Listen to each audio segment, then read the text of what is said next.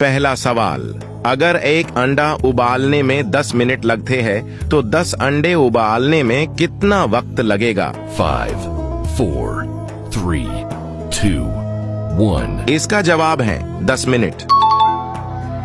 दूसरा सवाल, वो क्या चीज है जिसे अगर फ्रिज में भी रख दो तब भी गर्म ही रहती है? 5, 4, 3, 2, 1. इसका जवाब है गरम मसाला। तीसरा सवाल, वो क्या चीज है जो आपके पास हो तो जनाजा नहीं होता और अगर ना हो तो निकाह नहीं होता? 5, 4, 3, 2, 1. इसका जवाब है रूह।